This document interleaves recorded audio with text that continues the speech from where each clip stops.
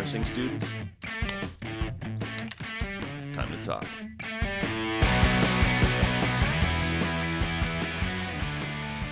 Welcome to the Real Talk School Nursing Podcast. I am your good and faithful host, Michael Smith. I have a great bonus episode for you this week. We'll be introing the show to a new audience, those who are doing their prereqs. I hope we can bring some of you on board for some good advice, fellowship, and stewardship.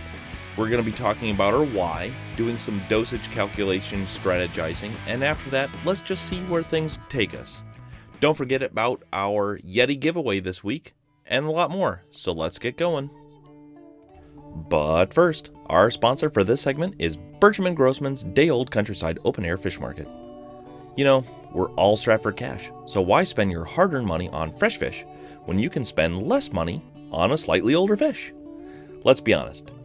Is a day-old fish sitting in the sun in the geometric center of the United States really that much different from fresh fish that's sold at oceanside markets? Some of the fish might be slightly older than a day, but that just means it's discounted even more. Cook it over a campfire and you'll never be able to tell the difference between necrosis and good old campfire char. So go down to Burchum and Grossman's day-old countryside open-air fish market right across from the Sunset Motel and RV Park in Belfouche. Mention the Real Talk School of Nursing podcast for a free basket of raw crustaceans. Take them fresh or ship them anywhere in the lower 48 via the U.S. Postal Service for their $8 special 6-day guaranteed delivery service. So stop down at Burchum and Grossman's day-old countryside open-air fish markets in downtown Belfouche, or stop by for the grand opening of their second location, Burchum and Grossman's 2-day-old countryside open-air fish market just off Highway 85 in Jolly Dump. Pasture parking and porta-johns are available for all paying customers. BYOTP, or bring your own toilet paper. Burchum and Grossman's day-old countryside open-air fish market. If you think the name is a mouthful, wait till you try the fish. So, welcome back, and So, let's jump right into it. The Real Talk School of Nursing podcast was started by two friends, Ben and Greg, who have now graduated from nursing school and wanted to move on and move forward and focus more on nursing issues. So they started a new podcast called the Shift Report Podcast, of which I'm still a loyal listener. And thusly, they handed this podcast, the Real Talk School of Nursing podcast, to me in November 2018.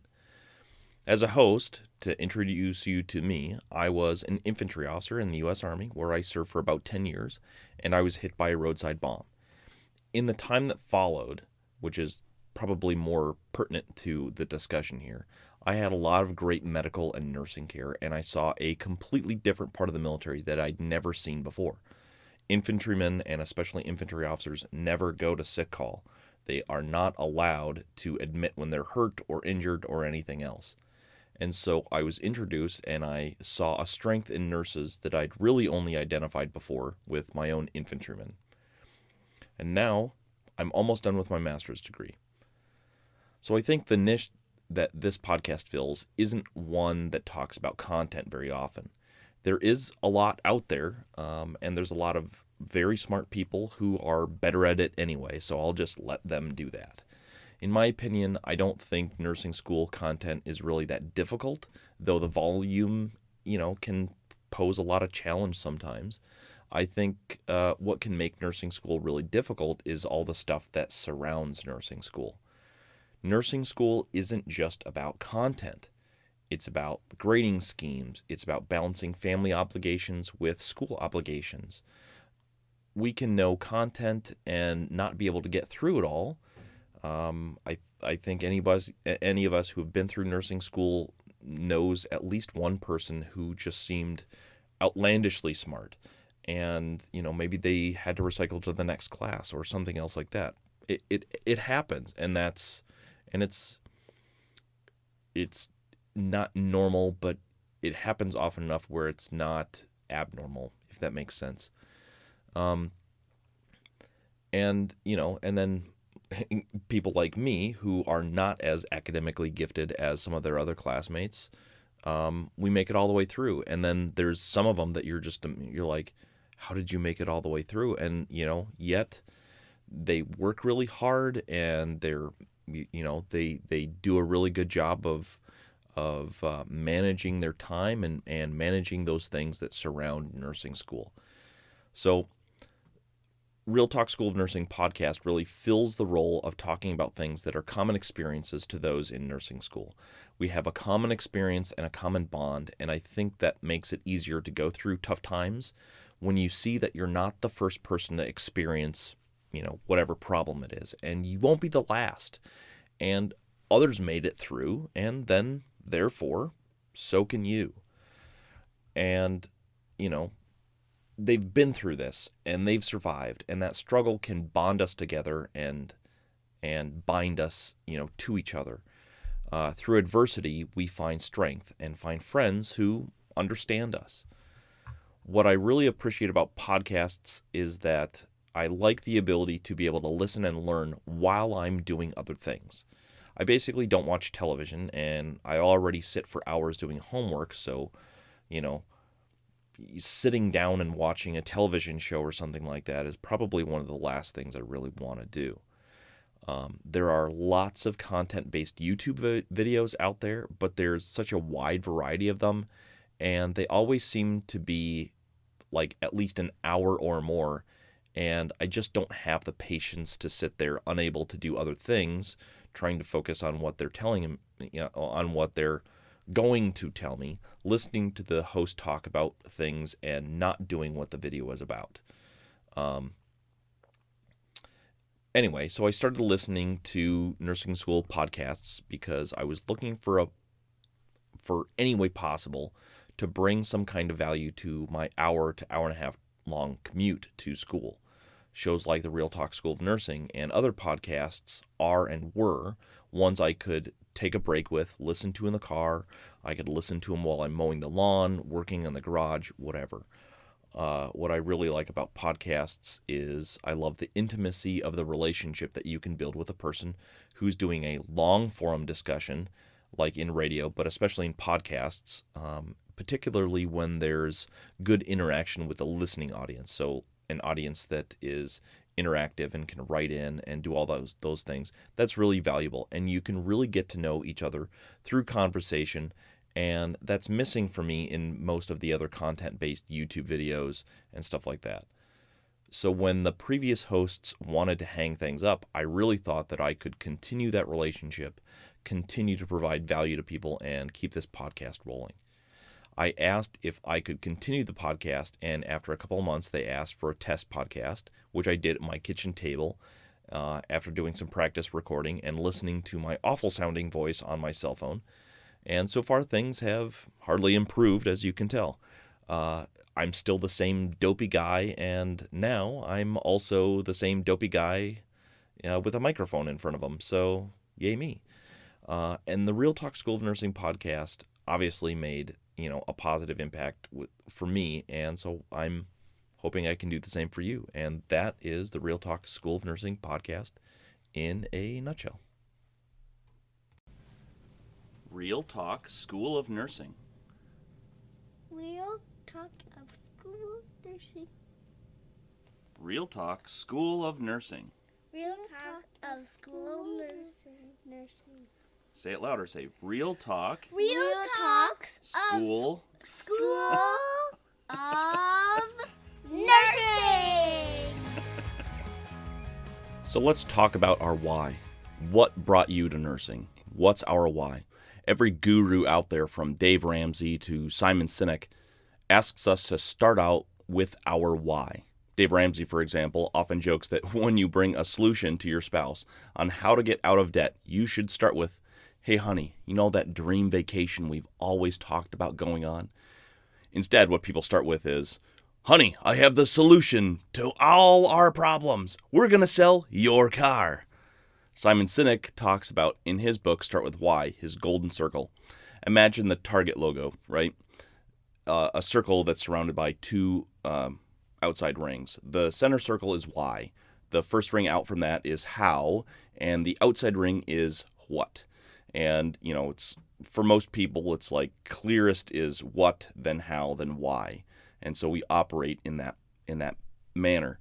So if I can be so bold as to suggest this translation into our daily lives, many of us start our day knowing what we are going to do, though I'll admit some days I can't even do that, because that's the most clear to anyone, and most of us can lead a pretty successful life if we know what we're doing, and particularly if we can do it pretty well.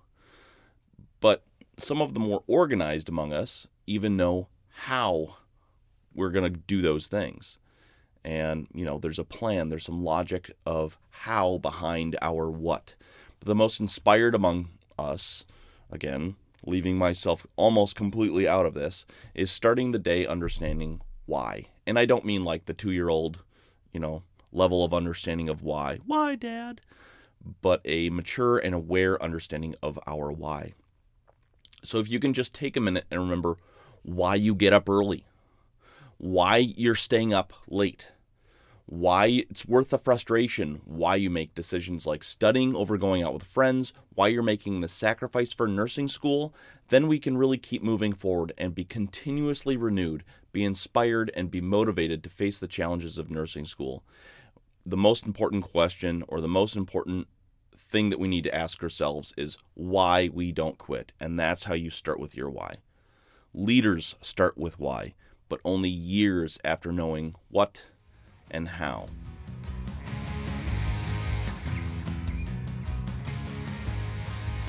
Have you been to the Real Talk School of Nursing Facebook page and entered to win the laser-etched Real Talk School of Nursing Yeti tumbler or thermos food jar?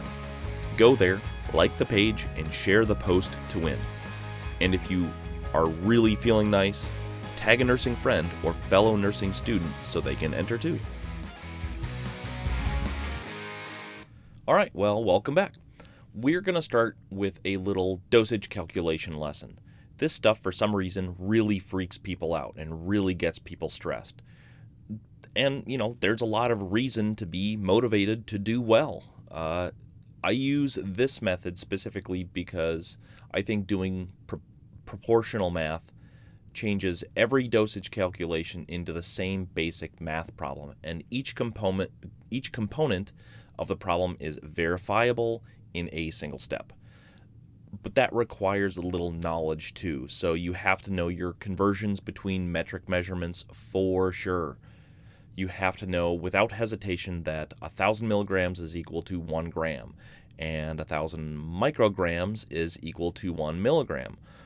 We are all at the point where we should be able to just move the decimal place back and forth in, sets of 3, whatever needs to happen.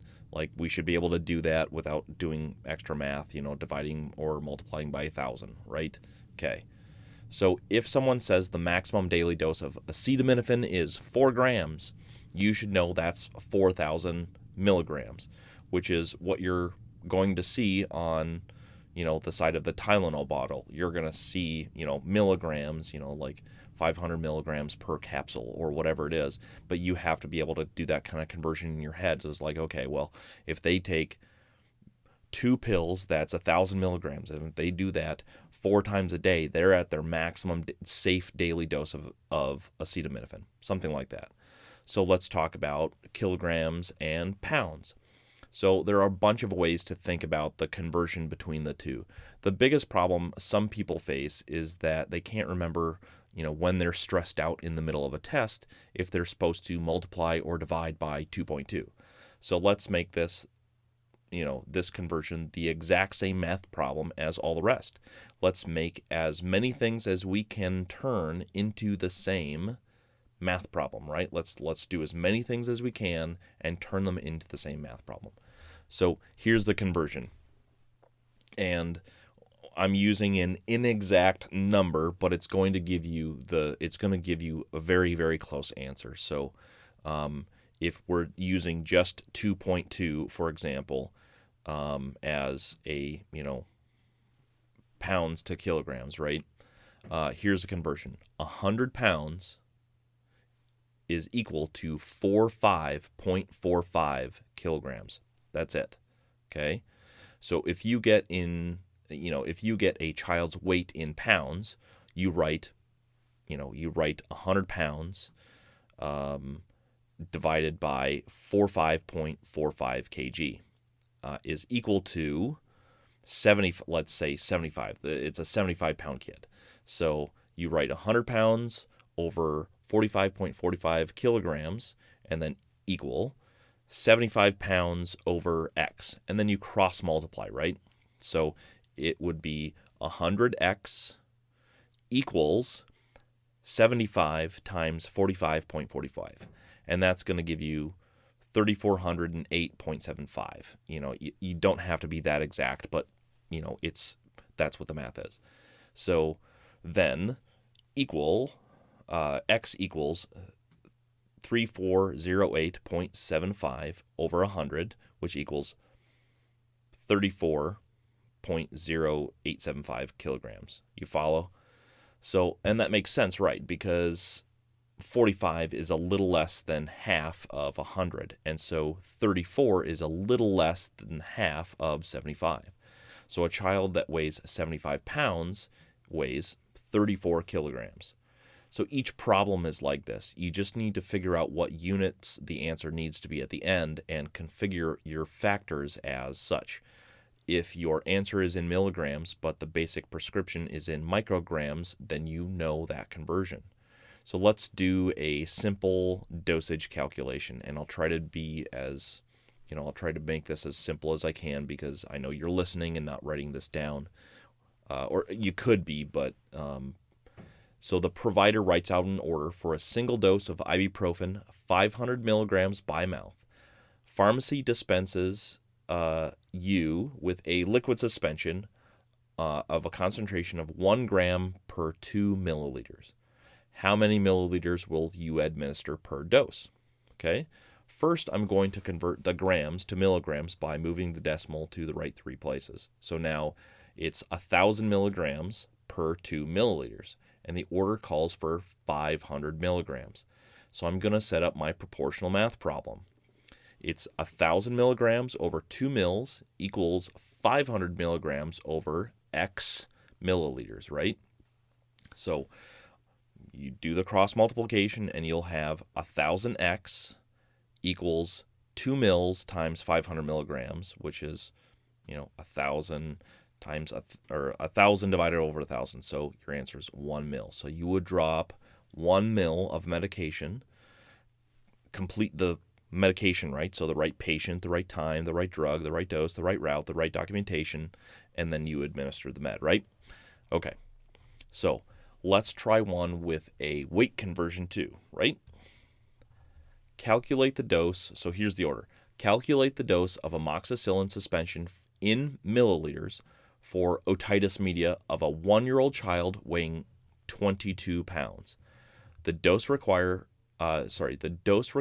is 40 milligrams per kilogram per day, twice a day, and the suspension comes in a concentration of 400 milligrams per 5 milliliters. So let's set up the problem. 100 pounds divided by 45.45 kilograms equals 22 pounds over X kilograms. So cross multiply 100X equals 45.45 times 22, and that equals 999.9, and divided by 100. So you're going to have 9.999, so 10 kilograms, right? Because that's what your answer needs to be in, is kilograms. So next we're going to calculate the dosage, right? 10 kilograms times 40 milligrams per kilogram. So you're essentially multiplying 40 times 10. So that's 400 milligrams per day. But don't forget, this is twice daily. So we need to divide that dose in 2. So it's a 200 milligram dose. Now, we have a different concentration for our suspension, right? 400 milligrams per 5 milliliters. So we just do the same proportional math problem. 400 over 5, 200 over X, cross multiply. 400X equals 5 times 200. So 5 times 200 is 1,000, right? So you have 400X equals 1,000. So you divide the 1,000, divide on both sides by 400s to, isolate the x, so you get x equals 1,000 over 400, which is 2.5. So x equals 2.5 milliliters. So, this is why I do dosage calculations the way that I do, because it's small single steps that are easy for me to check. If you do it the other way and it works for you, great. If it makes sense for you, great. By all means, play ball. Do whatever works best for you. There's nothing wrong with that, and I encourage you to keep doing it. But for anybody who's struggling with dosage calculation problems, this is how I do it. This is how a lot of other people do it, and it's simple. And I never really got super stressed out about dosage calculations, whereas other people who do the long problem, where in my mind anything can go wrong between those things, hey, for me that doesn't work. If it works for somebody else, great. But this is what really works very easy for me. It's easily recognizable. If I make a mistake, I can easily check it, just this one little part, because each part is a little independent and it's a single step. So that's why I do what I do, and that's how I do it. And try it out, see if it works for you. If dosage calculations is a stress point for you, and if it's not, play ball, continue on. Sponsoring this segment of the Real Talk School of Nursing is Mike and Bonnie's Snow Shovel and Driveway Salt Emporium. When the temperature drops fast and the rain turns to ice in your driveway, which is then covered by 6 to 12 inches of snow, you need two things: snow shovels and driveway salt. Luckily, there's one place you can go to get both of those things. They have everything. They have all of your favorite trenchers, cleanouts, border spades, cap rocks, post hole diggers, grain scoops, and hand trowels. That's right, everyone, from the toddler in a sandbox to the fashionable urbanite and the sun-hardened farmer. Mike and Bonnie's Snow Shovel and Driveway Salt Emporium can cover all of your scooping, transferring, farming, digging, and shoveling needs.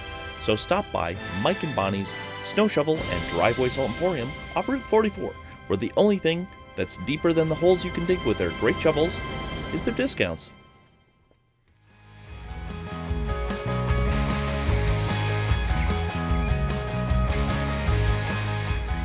So I kind of want to talk about something that a new nurse who's listening might want to hear about. So a new nurse sometimes will have trouble keeping track of time. It's really hard sometimes to, go back and chart everything, when it's been 2 or 3 hours since, whatever event occurred. And how do you remember, if something happened at, 2:30 or 2:45? And, what are some tips and tricks? Most people try to write down times on their brain sheet. But it's really hard sometimes to stop care and then pull out a piece of paper or write it out or whatever. So if I can start off with a couple of things. So sometimes if you're in a room and you have to give a med or something, there should be a timestamp. But if you're in a room and doing anything, just make a timestamp, by charting one thing or a set of things or whatever. I mean, just be in the room, log in, you're still talking, you're still, try to be as face-to-face as you can, and just make a little timestamp. So that'll give you something to anchor the rest of your charting to. Otherwise, clustering cares as best you can really, really helps. Because then you have like a 10 or 15 minute window that you're trying to chart things in. And I think as long as you're within that 15-minute window or so, I think you're going to be just fine. So, that's how I do things when I'm on a med surg floor, is I really try to cluster cares, because one of my nurse preceptors, for example, she put like 20,000 steps in a day. Like, she has one of those little pedometers or whatever. And she would do like 20,000 steps in a day because she's constantly going from room to room to room to room. And that means that when she's in the room, she's not actually in the room. Like, as soon as she's in, she's like trying to get back out. And that's fine if you have just this little thing to do, but like the first thing you should say to, the first thing you should not say to a patient is, I'll be right back, or I just got to do this quick and then I've got another thing to do. Like, try to cluster things together as best you can. And that helps on multiple levels, because then you can actually be present with the patient. And that also means that you're not chasing and trying to put out all these little fires and stuff all the time. You can also check with the nurses on your floor and make sure that it's okay to do, but chart everything that you did under for that patient under the same time. As long as you're within a reasonable amount of time of the actual event, I think that's probably going to be fine. So if you go into the room at 1400 and you're there for 25 minutes or 30 minutes because it's a high acuity patient, I think anything that you're doing in that time frame is probably going to be just fine. Like if I was doing my initial assessments, without a med timestamp, it would usually take me 60 to 90 minutes to do 4 patients, depending on what's going on with them. So I would chart my patients in order that I did them, about 20 minutes apart. And that's just again, check with the nurses on your floor, make sure that's okay to do. The hospital that I did my preceptorship at requires what's referred to as peak checks, where, between nurses and the NAs, someone is going into the room every hour, once an hour. And it can happen any time in that hour, but it's generally charted, or you can't do it before 2 minutes after the hour. So pretty much everybody just documents it at, whatever hour it is, 02. So it's easy to find, and multiple staff can easily find out if the previous check was done or needs to get done, and then we can cover down on somebody else if they're busy.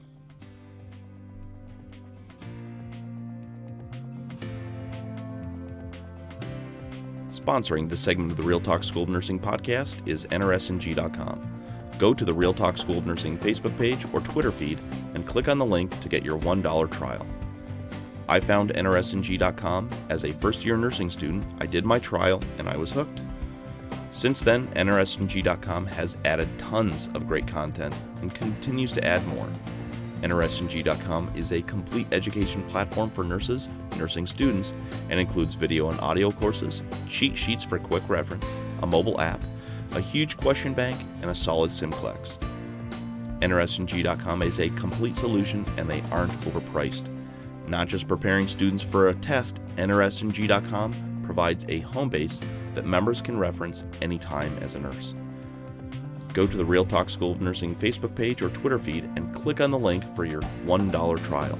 That's NRSNG.com, and don't forget to go through the link on the Real Talk School of Nursing Facebook page or Twitter feed. So let's talk about a couple of things that came in from some listeners. So let's talk about burnout. A lot of us, it's getting towards the end of the semester. Some of us are getting towards the end of our program, and burnout is common. Let's just say common. And so this one listener said, what do you do when you get so burned out and you literally have to force yourself to study for a test? I've done well in school up until the last few weeks. I try to make myself study, but I always find other things to do instead, or I make myself study and I literally just can't get anything to stick. I've never experienced this before, and I've always been very good at being a student, and this is my first semester. So this person, it sounds like this person's like in their prereqs and stuff like that. So they have the common prereqs for nursing school, and they need some good advice or suggestions as to what helps get through these tough times. So one of the things that I do is, I take as many distractions out of the room as possible. So, for example, phones. It's so easy. It's so simple to just, be doing something and then waiting for something to load, and I just grab my phone and, away I go. 45 minutes of wasted time because I'm, watching YouTube videos or, whatever it is. But I think if you're feeling yourself lagging, change up what you're studying, or do something else, and that's still school related. I like to call it productive procrastination. You can try like the snowball effect, so start with the smallest and easiest thing, and then when that's done, celebrate and move on to the next thing, and then the next, and you're building up your momentum until you have only one thing left to do. I am one of those people where I feel like if I'm not doing 2 to 5 things all at the same time, I'm bored, and I need something to capture my imagination and spark my creativity, for other things. So breaks for me don't mean stopping, doing the main thing. It means I'm doing something else as a mental break. So I used to read a couple of books at a time. For example, I mean, not like school books. I mean, everybody has to read multiple school books at the same time. But I'm talking about, like, in my personal life, I used to read multiple books at a time. And it would get to the point in the story where I'm just like, I'm bored. It's a really slow part of the story. So, I would just be like, okay, I'm bored. Put my bookmark in, put that one away, and then pick up a different book. And that's essentially what I'm suggesting you do, is that you are, when things are just lagging, you're just not able to focus on the material that's in front of you, switch subjects. If you're in prereqs and you're having a hard time with micro or nutrition or something like that, go and write something for your composition class, or, start working on some algebra, or, and it doesn't have to be like you start the entire thing. It just means that you're like doing 1 or 2 problems to kind of, spur you into action. So it's something fresh.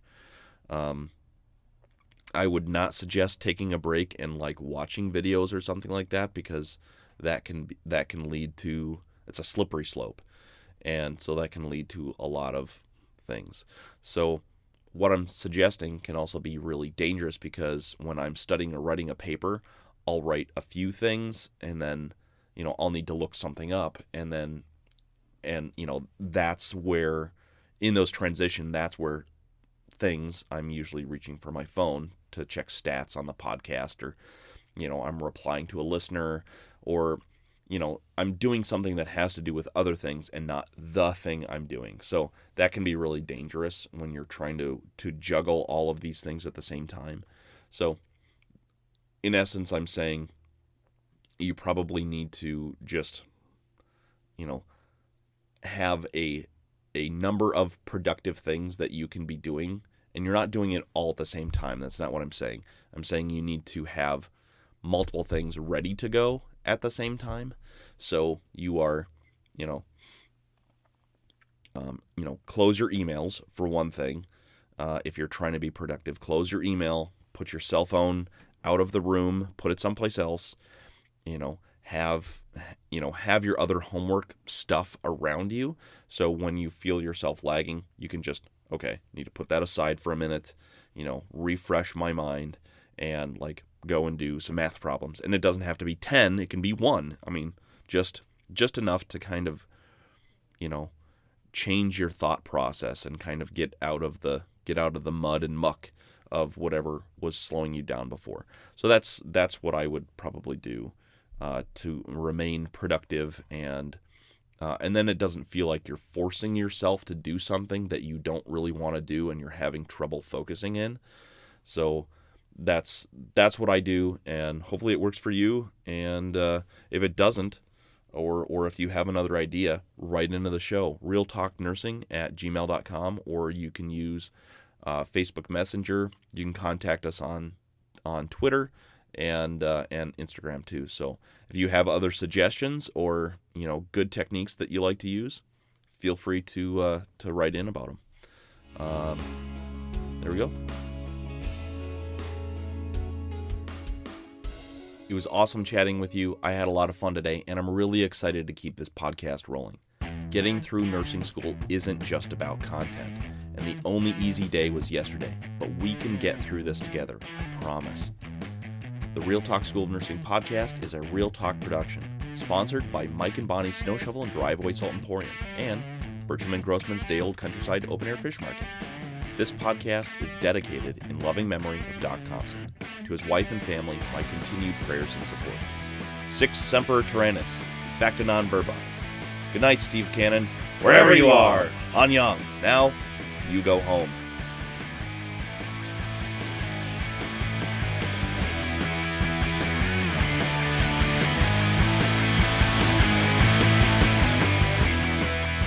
If you like the show, the Real Talk School of Nursing podcast is available on iTunes, Google Play, iHeartRadio, Libsyn Web Player, Stitcher, YouTube, Spotify, and SoundCloud.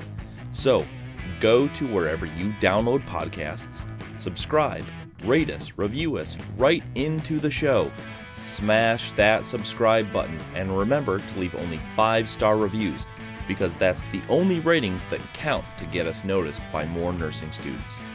Write into the show at realtalknursing@gmail.com or on Facebook Messenger, Twitter, Instagram, or all of the above. And please share the show with other nursing students. If you've been listening for more than 5 minutes, you know that I need all the help I can get. More listeners means more and better content. Help me, help you. Help me, help you. Help me, help you. Help me, help you. We need all the help we can get. Now, don't forget about the giveaway this week for the Yeti tumbler and the thermos food jar with spoon. Go to the Facebook page, like the page, share the post. That's how you win. The Real Talk School of Nursing podcast is a holy moly, I can't believe you're still listening to this podcast.